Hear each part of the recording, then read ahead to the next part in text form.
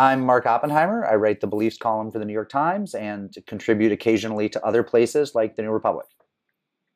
I'm Dan Greenberg, and I'm a staff member at the Sudbury Valley School in Framingham, Massachusetts. Okay, thanks so much. As you know, I visited your school about a year ago exactly. I remember that it was cold, and it was about this time, and wrote about it. And I got a tremendous amount of mail, and they asked a lot of questions, not all of which I was competent to answer. So I thought we'd return and talk to you, and then I could put it back out there in the world that if you still have these questions, Dan Greenberg can answer them for you. So the first one's pretty simple. For people who didn't read that article, though, we'll put up a link. Tell us about Sudbury Valley School, which you co-founded. Okay, here, I over 46 years, I've been thinking a lot about how to tell people about Sudbury Valley School. And it's a real challenge because it's so different from anything that any image that anybody conjures up with the word school, that it's hard to get it across. Let me digress for a minute. Yeah. To give you an idea of what I mean, our school is run like a town meeting. So all decisions in the school are made by a vote of the people who populate the school, which means all the students and the staff members. And that means that the students outvote the staff members by a lot. So that means that all the decisions in the school are made by a group of people who are students and staff, of which the majority of the students. And we thought that this was a wonderful thing and that people would say, wow, that's interesting and so forth. And the first catalog that we printed with a picture on it, this was before the time when it was easy to print pictures. We put a lot of money into it. We thought this is a great advance. We'll have a photograph on the cover of our new catalog. And that photograph would show the school meeting. What year was this, by the way, just to contextualize it? I'm sorry. When was the school founded? When would the catalog have been? It's founded in 1968. And the catalog came out in the mid-'70s. Okay. This first one with a picture. We had verbal ones, of course, before. And so here's a wonderful picture on the cover to show who we are, which was a picture of our school meeting. And there was a student chairman who actually runs the school meeting, and there was the community sitting there and voting on a particular thing. So you could see that this is a real democracy. And the feedback that we got from all over was, oh, that's a picture of a classroom with the teacher sitting in front and the children raising their hands to answer a question. So after that, I wrote an article called "Are 1,000 Pictures Worth One Word?" And because when you bring to words or to images the context of how you understand those words. So I say that because it's hard to describe the school in simple terms without going into a long discussion. So after a long time and a lot of thinking, I've realized that it really boils down to a very simple concept. And I can put it in one sentence. The underlying premise of the school is that children are people and that they have to be treated in this country, the kind of country we are, in particular, the way we treat people. And that means that all of the preconceptions that we have about how children should be treated differently than other people, adults in particular, should be set aside, because if we think about it, there's absolutely no evidence for their validity. And it's very easy to see where this is going, because if you'll remember back in the turn of the 20th century, back around 1900, 1910, when I'm sure you were active in social. Very active. Very active. There was the beginning of the women's vote, the feminist movement, to get women the vote. And there were huge debates about giving women the vote. And there was serious arguments against it, which all boiled down to something that you'd see written explicitly. Women are like children, they would say. They don't have judgment. They're under the influence of their husbands. Mm-hmm. In case of children, it's their parents. Their husbands will determine how they'll vote, and they really don't contribute anything to the community. And I say in my talks now that they were right, that women are like children, but so are men, and so is everybody else. Children are people, just like women are people. And every oppressed group has always had the excuse that it's okay to oppress them. It certainly was true of African Americans, where they were considered to be not quite up to the standards of intelligence and capabilities of of white people and so forth and so on. Whenever you have a minority that's oppressed, and children are oppressed, there's no question about it. They are under the control and authority of authoritative people to whom they have not granted that authority by their own free will. And every oppressed group has always been justified. The oppression has always been justified by saying there's something about them that makes them deserve being in that situation. And so you have to ask yourself, well, what is it about children that makes it okay for adults to boss them around, to tell them what they ought to do, what they ought to know, and so forth? So, okay, so what does this have to do with the curriculum of your school? What does the school look like? How do kids learn? Let me ask you, what's the curriculum that you adhere to? Where's your curriculum? What classes do you go to today, tomorrow? Show me your lessons plan. What homework do you do? What tests do you take?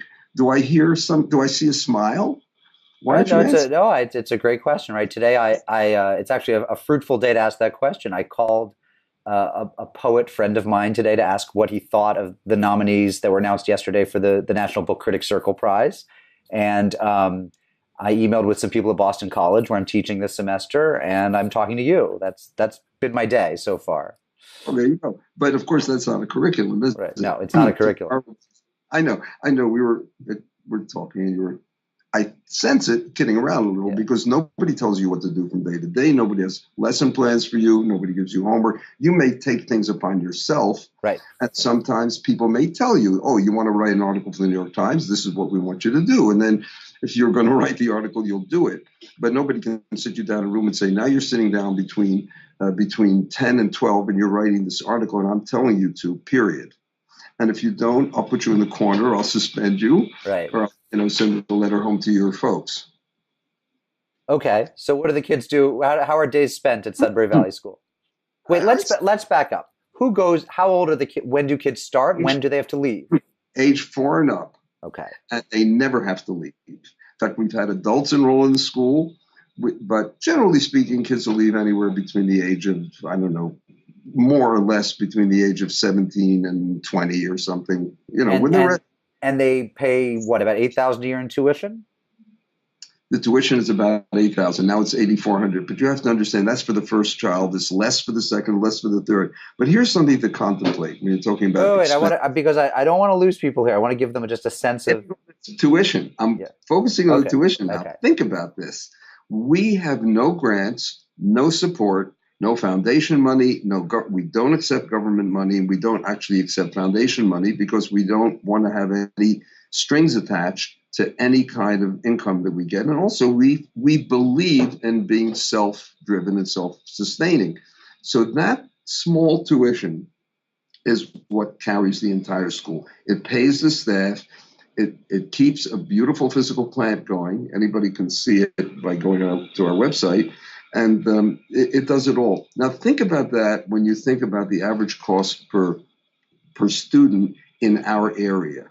All right, the average in a public school, forget private schools, cost $40,000 to $50,000. Public, it's probably what, 9 or 10 a year per pupil. In your dreams, try 20 to 22, and it's interesting because the published number that you'll get if you go to the town records around here will be somewhere in the 13, 14, 15,000 per pupil area, but everything's off budget. When they make that number, they don't include federal grants, they don't include state grants, they don't include capital costs, they don't include legal costs, they don't include insurance, because all that stuff is done by the township.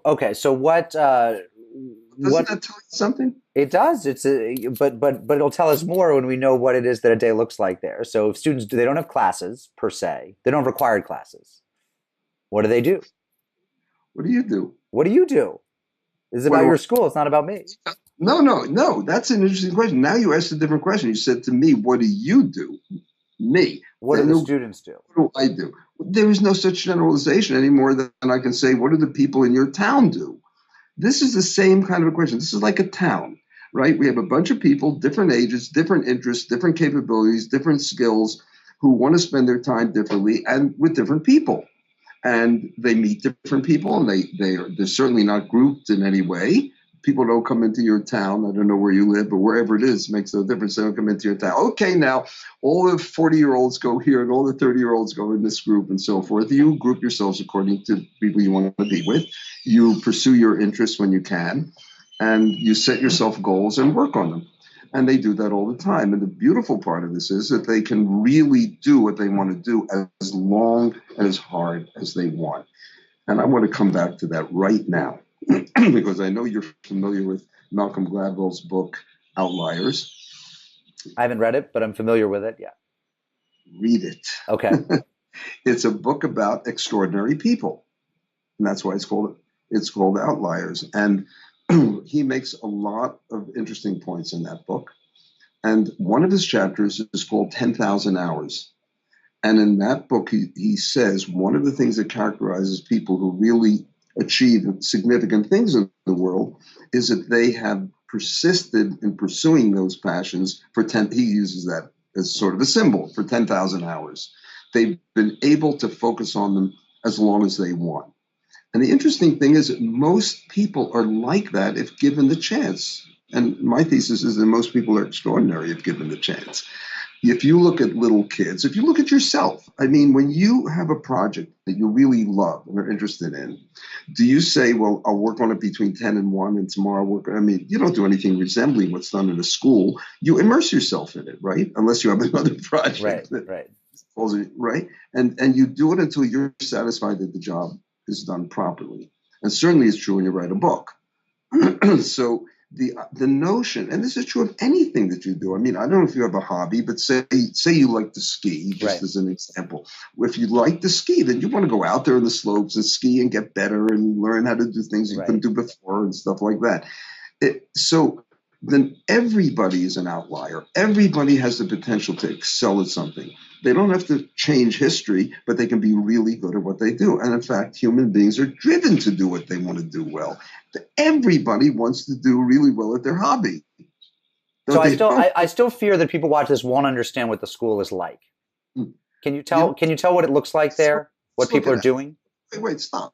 Let's look at Alex de Tocqueville, who came to America in the early part of the 19th century and couldn't figure out what on earth could this country possibly look like. He came to this and he wrote about it, right?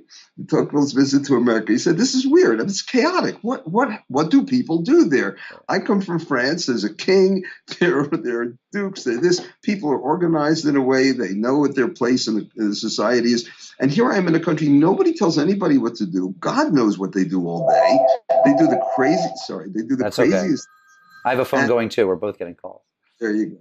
It's a crazy thing. So, and he had to really readjust. I mean, he never quite got it because you have to readjust yourself to ask yourself not what do people do, but what kind of an environment is this? This is an environment that mirrors the environment of adults in the community at large. People do everything. They can be interested in everything. They can be pursuing different activities. Some people can be doing sports sometimes. Some people can be reading. Some people can be organizing a seminar. Some people can be writing. Some people can be painting. They can be doing, and they're doing everything. They're spending a tremendous amount of time talking, which of course we all do.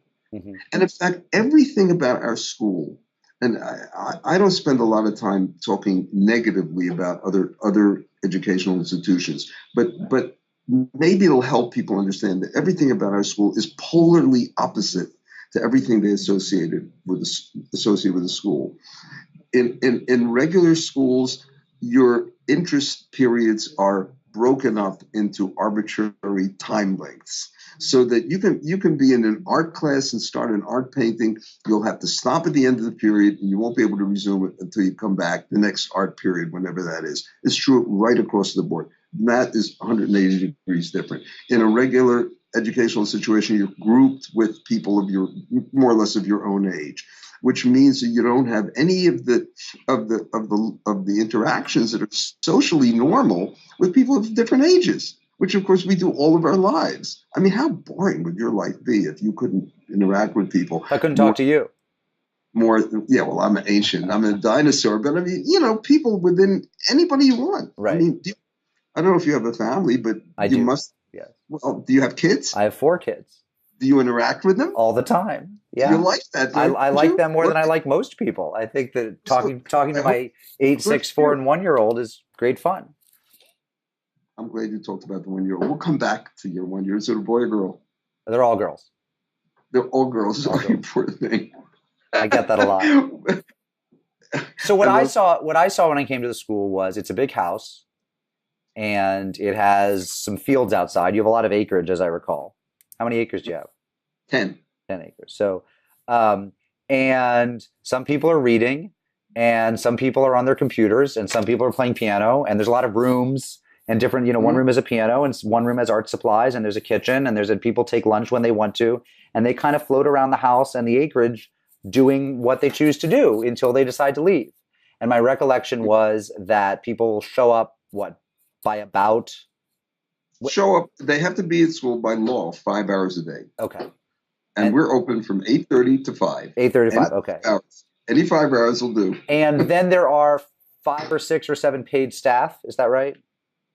No, actually, right now we have 9. You have 9 paid staff, and About the paid staff also do what they want to do, but what they want to do is often respond to the needs of the students by offering a class or offering advice or just talking with them or eating with them or taking care of the school, which is the main thing I that guess they right. have. The community is everybody's hired by the school meeting. You have to understand the school meeting makes all the decisions, the budget, the hiring, the firing, everything. And they have to hire people who they are sure will keep the place going, among other things. It's a really central task of the hired adults to keep the place going. And so tell me about the school meeting, because you didn't initially start with one, as I recall, Absolutely. right? Absolutely. You did start with one. It started exactly the way it is now. Okay, my mistake. So what is the school meeting? How often does it meet? Why is it important? How does it fit with the philosophy of the school as a whole? Because of course you could hire a director, and I mean that one could imagine the education going on relatively similarly, but with an adult board that met offsite or 4 times a year and ran things. But that's not how it works. The meeting, as Wait you a told minute. me. Go back to where we started. Yeah. The school treats everybody like people. Okay, so tell me about the school meeting. No. But hold it. You don't have a director. I understand why. I was setting up a straw man so that you could explain. I know you're setting up a straw man, but the school meeting is just like a town meeting in a New England community, or like the city council meeting. It meets once a week. It makes all the decisions that involve the governance of the community. It makes the laws that govern the community, and of course, it revises them or revokes them or modifies them. It directs all of the agents and agencies that run the school, the people who take care of public relations, the people who take care of the office, the people who take care of publications, all of the branches of the school government. It's a regular government. It has all the same branches that a government has. And it oversees the most important part of the school, which is totally missing elsewhere, including universities. It oversees the judicial system. We have a court system that mirrors the court system of the community at large, only I think everybody would acknowledge here is really fair. It's a court system where people are set up by lot, one from each age group, so it's representative, to sit in what's essentially a jury. And they meet every day at 11, and they listen to whatever complaints are made by people about rule breaking, and they investigate them carefully, and they write a report just like you'd expect somebody who's an investigator to write. And then they decide whether to bring charges, and they ask the person what their plea is. And then if the person is guilty of infraction of a rule, they decide on what sentence they get. What's a typical sentence? Let's say you left a mess in a room, and that's against the rule, the littering rule. Then you might be restricted from that room for a day. Or you might have to do trash, to pick up trash because you left trash. The sentence tries to be. And what happens if someone is a recidivist and keeps doing it again and again and again? Then the sentence gets a little stricter. We try to up the ante until they change. Very rarely. I mean, it's again like the community at large. There are some people in the community at large who the community at large cannot live with. They're very rare. I mean, we call them in the community at large. We don't call them that in the school, but we call them in the community at large people, psychopaths, sociopaths, people that literally cannot live in the community. Right. And we have people who, for whatever reason, social reasons, absolutely cannot adjust to this environment. And they're very few and far between because most kids are delighted to be in this environment. I And want what to go. happens if they can't? Who asks them to leave? The meeting, the school meeting? He would have to expel them, and that's a very, very difficult process. And as I said, very rare. So one of the things that happens, and we talked about this when students make their own decisions because they're people, is that they might choose to spend all their time reading novels and spend no time on geometry, right? So whereas if they went to public school at the age of 14 or 15, they'd, in many places be forced into geometry. So It's geometry. it's geometry, right? Right. So Who needs it? sorry. Who needs it? Well, I don't. I suppose geometers and carpenters, right? Ah, But so there's a kind of a sanguine acceptance, right? There's an acceptance that students won't all get the specific breadth that public school curriculum designers think they should have, right? You might get out without having algebra. You might get out without having a foreign language, right? you will often. But my question is this: let's leave aside the question of whether the people who design this so-called broad curriculum, which we can talk about later, in regular schools, have a desire for people to know. What is the point? Why would you even think of that as something that you'd want to do? Let's try to justify for me having everybody study the various subjects that are studied in the school. Give me an argument for it. I mean, we don't make adults do it, do we? I mean, why should we stop now? I mean, look at all the advances. Look at all the books that have been written since most people have, here's a guy who's 40 years old and 45 years old. And all these books have been written since they graduated high school. A lot of good stuff. And, a lot of interesting math has been, or new methods and so forth. Why don't we make them go back to school and study them if we really want the culture them to be cultured? Why do we say it's okay for you to stop being taught the culture when you're 18 Right. or when you're 16? And from then on, why? It doesn't make any sense. The whole justification doesn't make any sense. I'm even leaving aside the fact that they don't learn it because it never sticks with 90% of them, and most of it doesn't stick with 100% of them. But I'm leaving that aside. What is the justification for making people learn this stuff? Well, I mean that's at a private school. That's not hard. The justification would be that the people who run the school think it's important, and the people who come are buying into the philosophy that it's important. It's a harder question at public schools, but some people, like I chose to go to Yale College, right?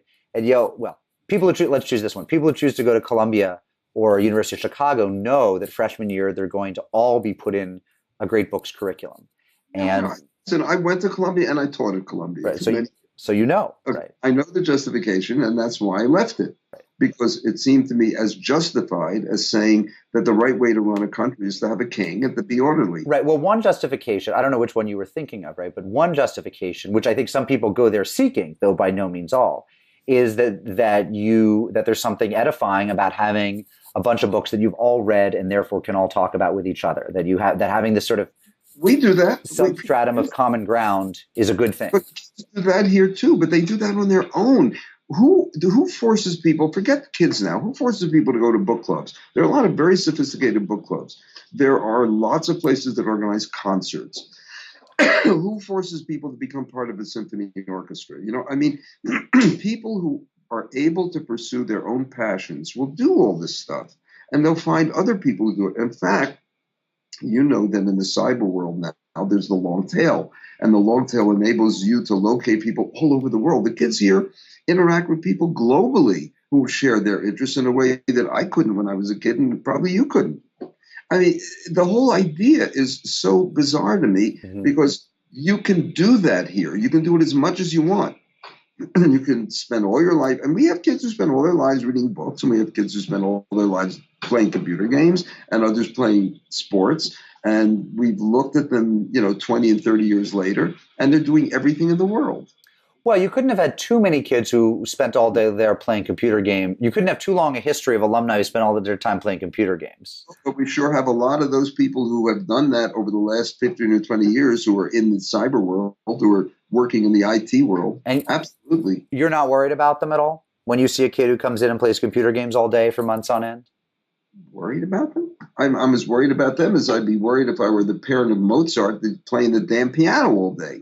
I mean, come on. I mean, do something, learn something, Mozart. Read a book. Learn some algebra. What are you plunking away on that piano for? Why worry about a passion that absorbs somebody's interest when I know that that's the human condition. Look, So okay, so by that argument, why go to school at all? Why come to Sudbury Valley? Why not stay home if there's a grandma who will stay home with you or a mom? well, And you got the answer right there. You got the answer right there. It's the same reason why people in the world at large, in our country, don't stay home as well. I mean, as a matter of fact, we're talking about this as a phenomenon now that we're not so happy with. That people now will graduate college, they can't get jobs, and they live at home until they're 20 or 30. I mean, you want to have an environment in which you can interact with people other than your immediate family. We've left the tribal world already, and we can do it.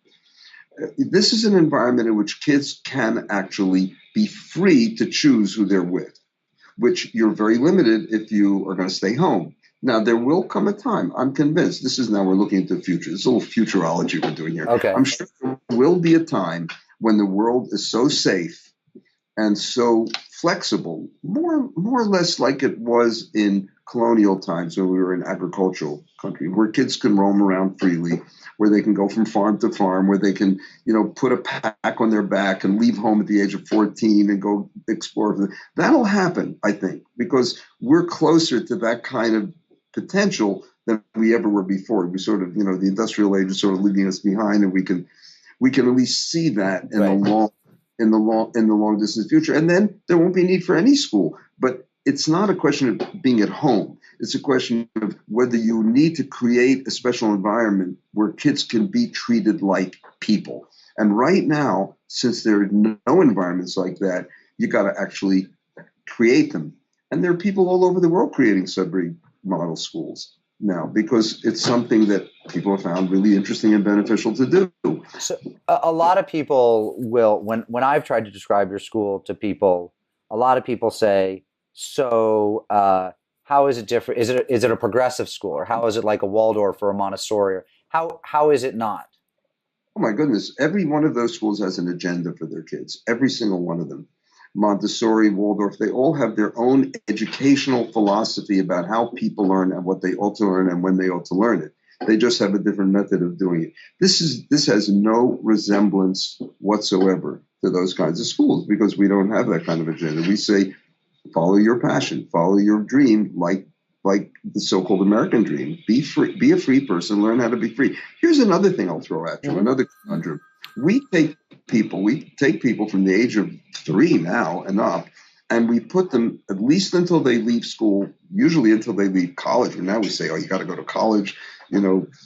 That's really important, and so forth and so on. So for all of these years, we put them in a completely authoritarian environment. Completely. They have no say into how their lives are run. None. And then we say, and then we want them to go out into the world and become good citizens of the democracy. And we wonder, well, why aren't people interested in the political process? And why aren't they interested in the community and everything? We haven't given them a chance. It is to me, it's the most absurd thing in the world. And the fact is that kids have as much trouble when they grow up, especially now as the schools are getting more and more narrow and more rigid. People have more trouble becoming citizens of a democracy now. You can see it happening in our society. You can see that the philosophy of discourse, of debating ideas and so forth, is slowly eroding into the philosophy of anger and of confrontation. I don't want to talk about this with you. I know what's right, you're wrong, and I don't really want to sit down and have a civilized discussion about it. And what would you expect different when you raise people that way?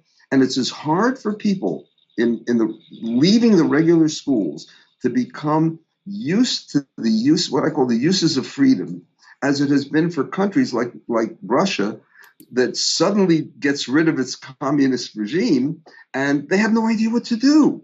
And you can't blame the Russians. Mm-hmm. For years, generations, they've been treated like puppets in an authoritarian environment. And then all of a sudden you throw them into this. And you say, well, look, you have freedom, you have democracy, go do it. And, and I think Putin has it right. I mean, I think he's doing terrible things, but he's got it right. He's saying, look, these people don't know what to do with this. They need a strong leader. They need somebody to guide them.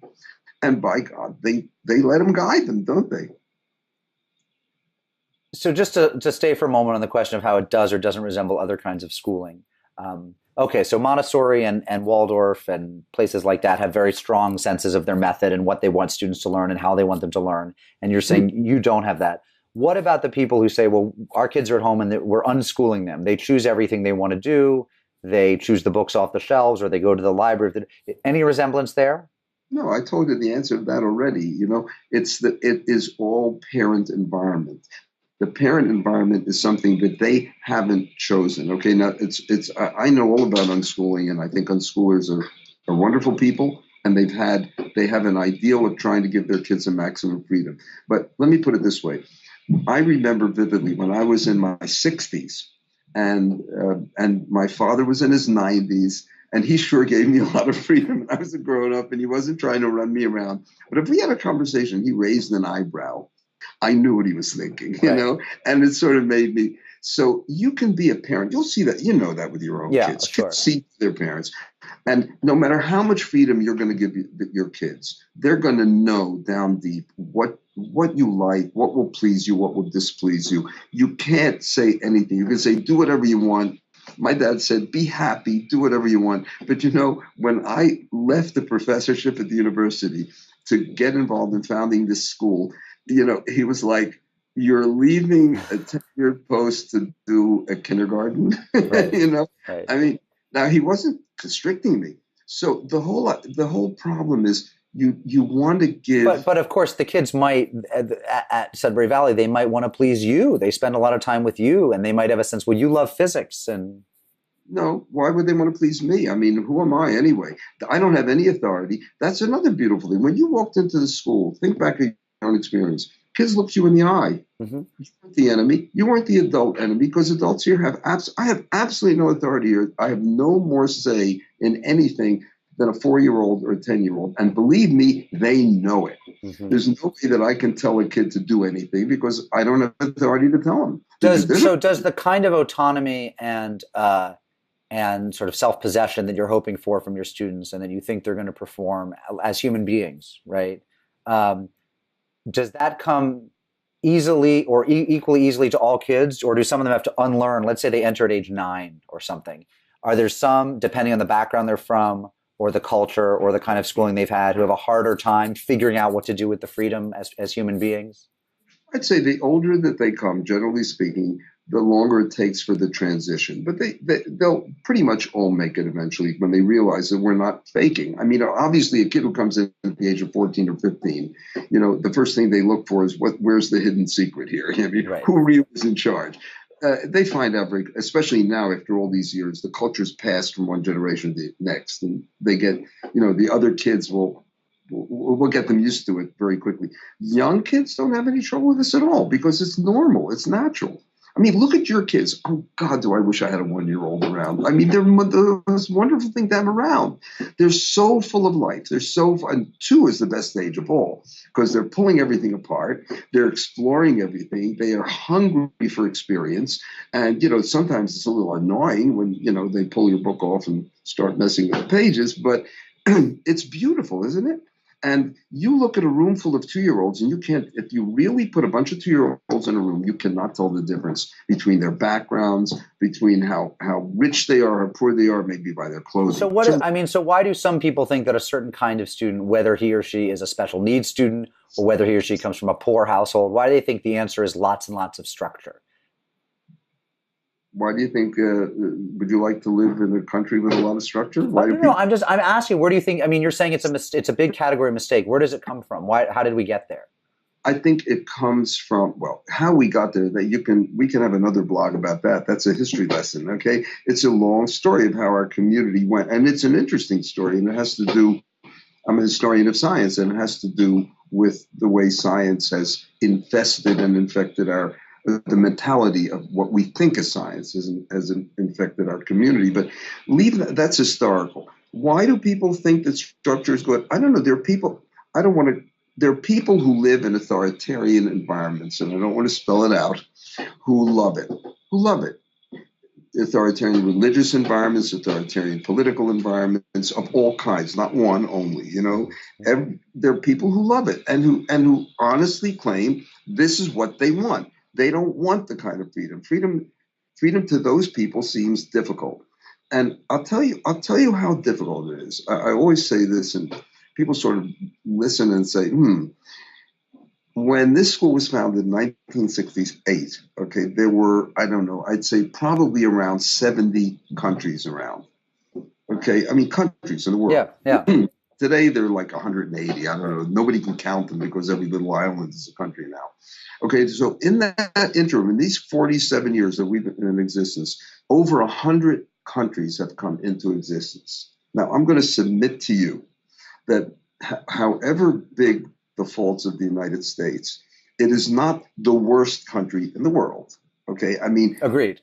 it has some virtues. Agreed. It has many virtues. Yeah. So you might think that somebody of those 100 countries, somebody, a few, one, two, would look and say, here we are, because they all had the same challenge. How do we organize our country? Would look around and say, you know what? Why don't we run it like America?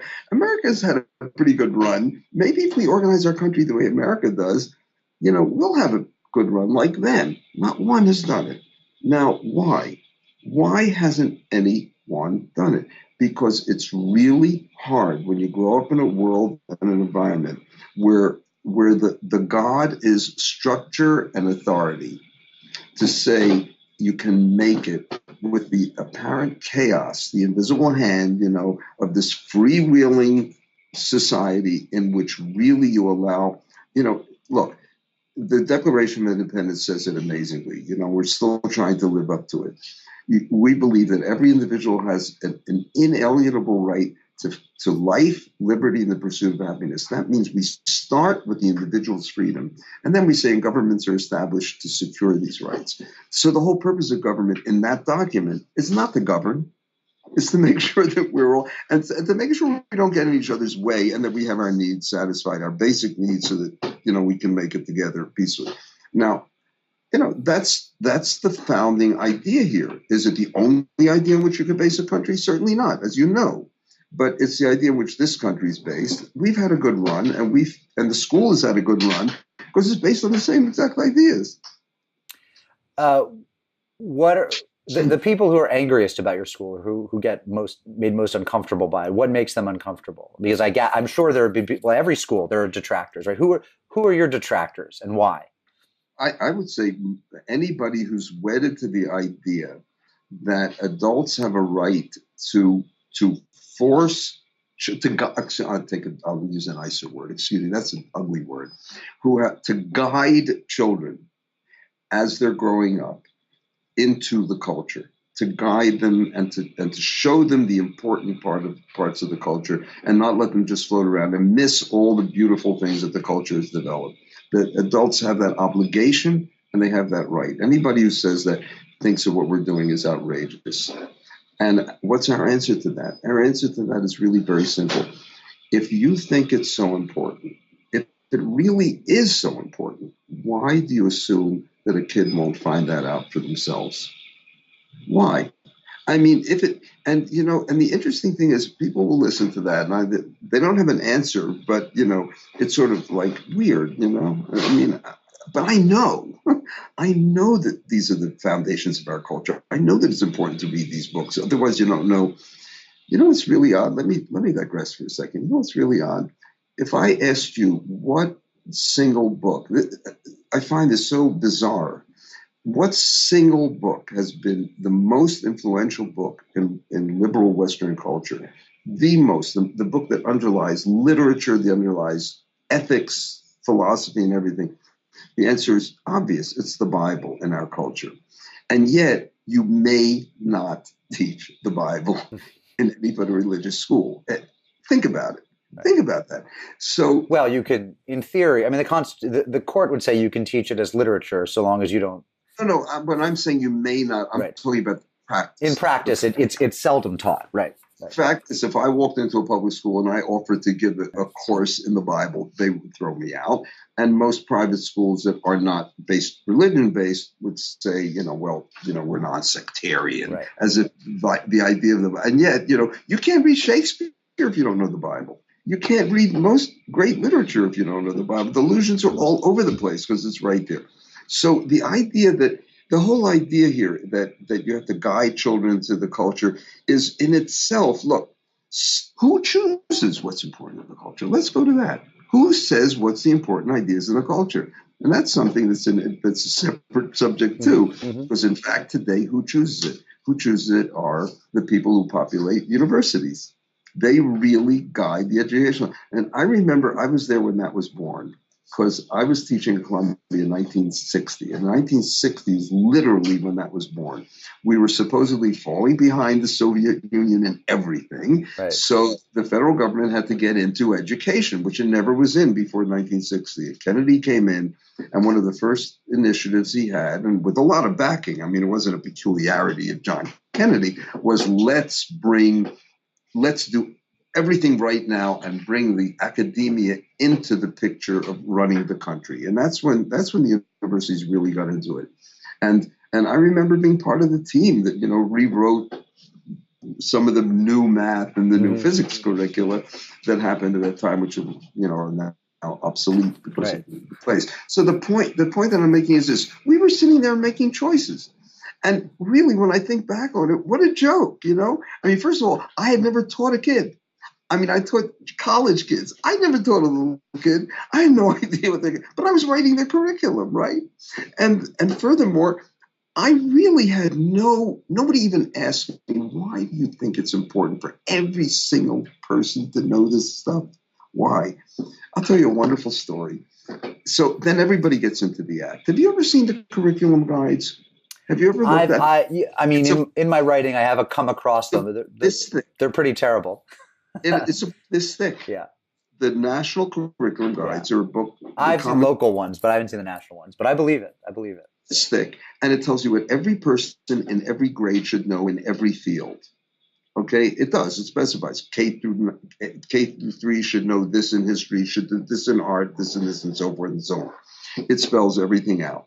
And I'm thinking to myself, where did this come from? And I know where it came from, because this team of academics got together, and everyone is saying mine is important, mine is important, mine is important, and everybody scratches everybody else's back because they don't want to say yours isn't important, mine is. So it all gets in. I have a wonderful true story. I was an undergrad at the Hebrew University, and a very good friend of mine was a professor there. This is 1952, 1953. And there we are sitting there. And he comes home one day and he says, oh my God, I just had the worst meeting in the faculty senate that I've ever had in my life. He was a physics professor.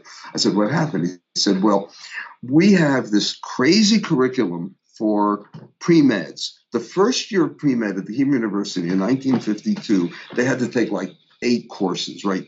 Physical chemistry, organic chemistry, inorganic chemistry, physics, math, writing, And he said, we all realized this was an impossible burden on the students, and they were going crazy, right? Together with the aim of, normalizing this curriculum, making it livable. Says, you know what happened?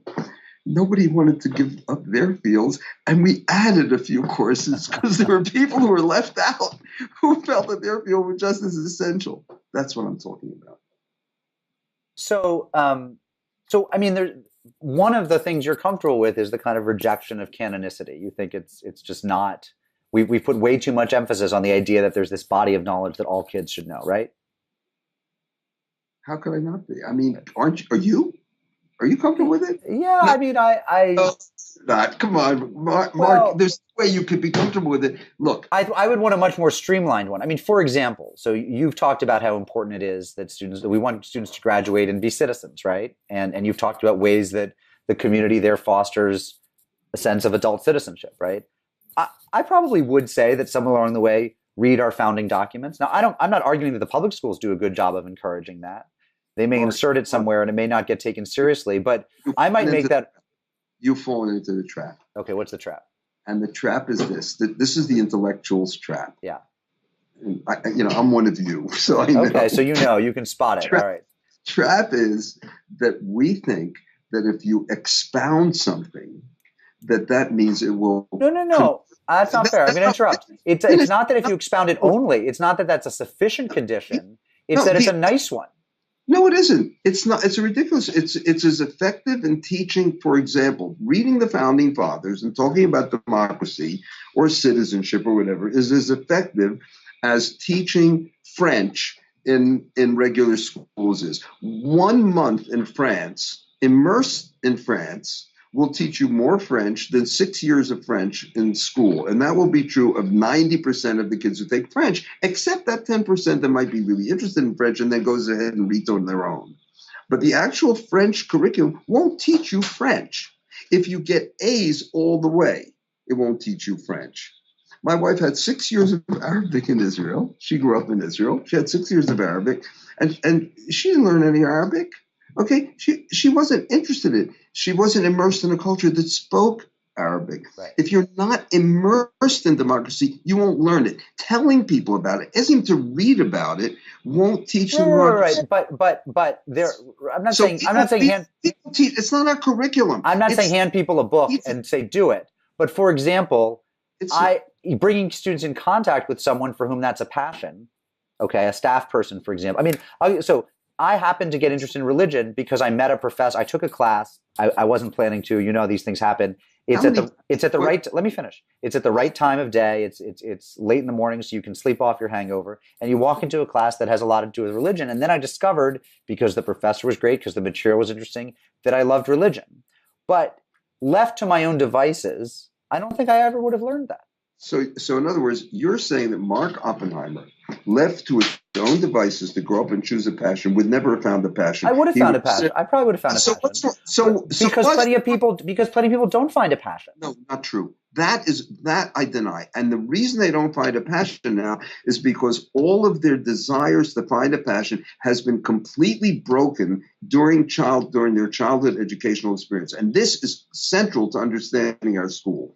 You find me a 2-year-old who doesn't have a passion.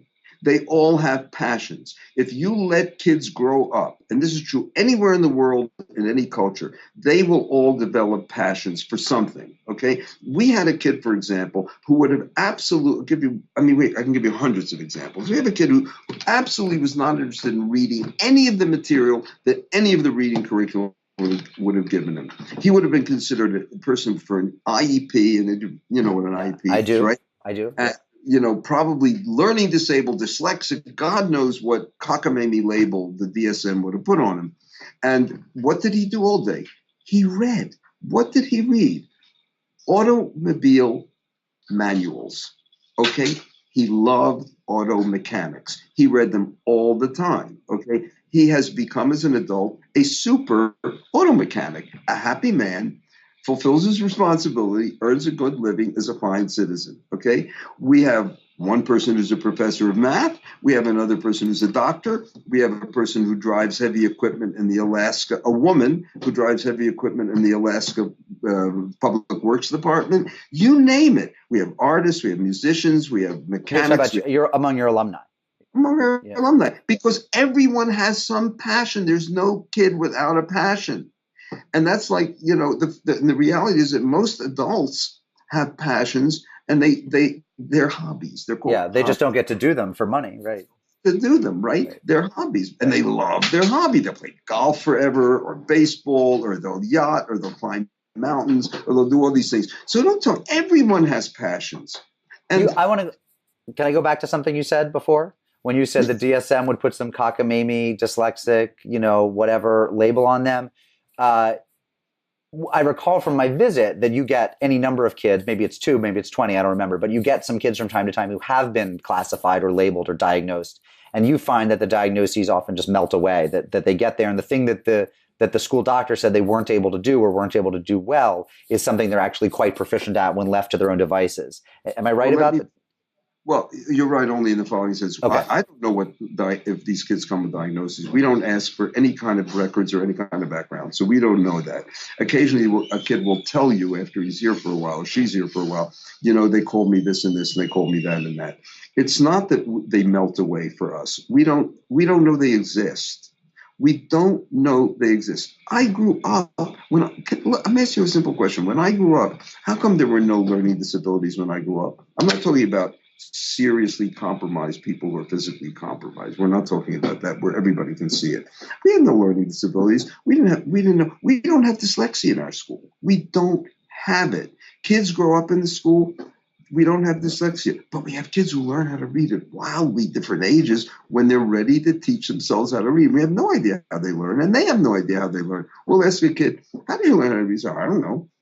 One kid will learn from playing computer games, another kid from, looking at children's books, whatever. Our daughter, for example, learned how to write long before she learned how to read because she thought it was an art form. Seriously. She would sit and write cursive. But they all learn how to read. One of the people who is now being celebrated, and I won't give you any names, as a great documentarist, is a graduate of ours, who learned how to read when she was 13. She's our record. Okay. She didn't feel like reading. She reads every arcane philosophy and anything that you ever want to lay your hands on. She didn't feel like reading before she was brilliant. We knew she was brilliant because she was active and lively and, into a bunch of things, but she wasn't interested. So, and now, of course, she's famous. So everybody has forgotten that, well, how did that school let her go? You know what would have been done with her in a regular school? She would have been medicated. She would have been absolutely put into special ed and everything. This girl has serious, serious problems. We had kids who, when I grew up, there were no learning disabilities. We had kids who were shy, kids who weren't shy, kids who were, who didn't feel like doing this kind of homework, but like to do this, like to do that. We had differences. They don't exist today. There is a norm. The bell curve is gone. The norm is a narrow peak. Okay. And then in the narrow peak, if you don't fit there, if you're not in that peak, you're other. And your otherness has to be remedied some way with indoctrination, with medication, something, because we're trying to get you back into that narrow peak to be normal. You make sense for me, Mark, out of the very phrase third grade reading level. I'm picking one thing out. Yeah, no, I mean, it's obviously nonsensical. It's obviously nonsensical. And yet it's absolutely at the basis of testing of the whole educational system. And I'll go right through it. Fourth grade math level, sixth grade, this emotional. So let me ask you something. Let's get to brass tacks. So my two eldest daughters are in a public school. Is there anything that a public school could learn from Sudbury Valley, or is it too codified with other structures that you couldn't even insert could you insert a piece of the Sudbury DNA into a non-Sudbury school? When you find a way to make somebody a little pregnant, then I'll give you the answer. Okay. It's just like saying, can you insert get back to where we started? Kids are people. Okay. Can you insert a little bit of freedom in a country where everybody knows that if you go too far, you get slapped into a concentration camp or in jail? Can you insert a little bit of freedom? Look at what happens in all the countries that try. Look at the Chinese experiment. Well, but for example, I suppose you think that a public school or private school with a looser structure of classrooms in terms of mixed ages and mixed grades is an improvement over one where they say you're 8, therefore you must be in third grade with other 8-year-olds. I think it's worse. Why is that? I'll tell you exactly why. Because if you give the worst thing you can do to a person who you're trying to really control is to give him or her the idea that you're actually enjoying yourself and we're doing it for your benefit and it's pleasant. I would rather send my kid, if I had no alternative, and we talked about, my wife and I talked about this because our kids went to no other school. We would rather send our kid to a military school, the strictest school, than to a progressive school. Because in a progressive school, a young man who was one of the founders said, I know the difference between you and progressive education. In progressive education, they want you to like what you do. And in your school, they want you to do what you like. And that's the difference. And you don't know your enemy. If I treat you well as I'm manipulating you, it's hard for you to know that what I'm doing is really destructive. If I am a nasty person to you, if I push you around, if I'm like in the old days when you could take a ruler to you and smack you when you don't do your homework properly, then you know I'm the enemy, right? You don't think I'm a really nice guy. And to me, if you know a person's the enemy, those are the revolutionaries who make history. They're the people who say, I reject this. I want real freedom. It is interesting. I remember we talked about this a year ago. I did think, there is a certain trope, and nobody's coming to mind right now, but the people who went through the really, really tough, you think of the English, the the Orwells and the Hitchenses who went through these horrible English schools who developed very early on a sense of what freedom would look like. And it was Exactly. because they were in fascist institutions. They knew fascism from the inside out. And I will say, as a graduate or as someone who attended a Montessori school that I didn't think was very good, but that yet had this patina of freedom and happiness and liberty, but in fact I thought was relatively fascist.